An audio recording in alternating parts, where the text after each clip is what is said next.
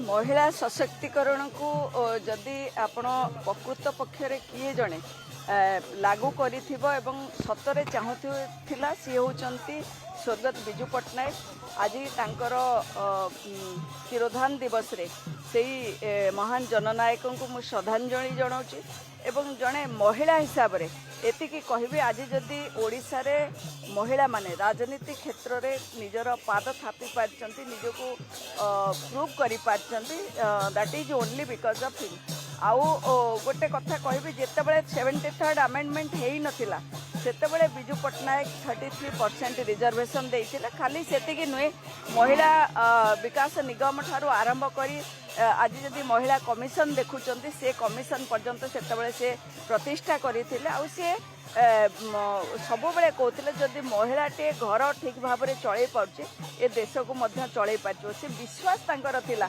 आ से विश्वास आधार में से 33% त्रिस्तरीय पंचायत राज व्यवस्था रे रिजर्वेशन देइथिले। परवर्ती पर्याय देश ताकू सांविधानिक भाव में जो नीति नियम भितर मैंडेटोरी कले।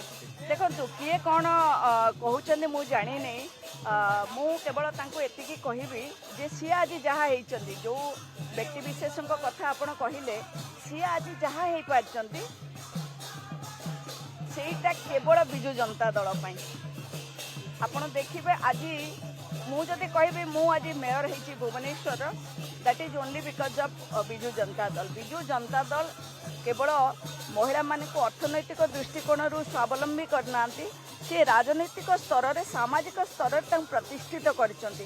विभिन्न पद पदवी आप 33% रिजर्वेशन बिजू बाबू देइथिले पंचायत राज व्यवस्था ताको 50% करथिले नवीन बाबू बिजू जनता दल रे।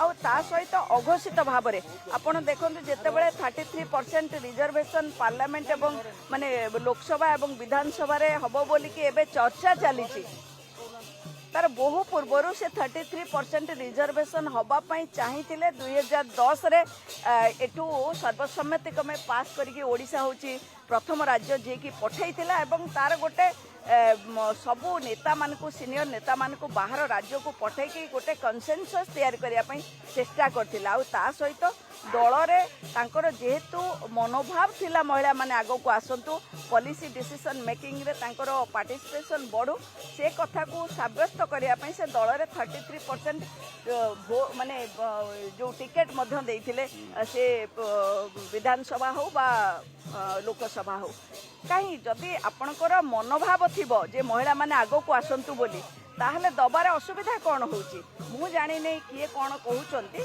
तांकु टिके आपण पचारिबे सी आज जहाँ हेचंती से बिजू जनता दल पई हेचंती कि नहीं नवीन बाबूंको पई हेचंती कि नहीं।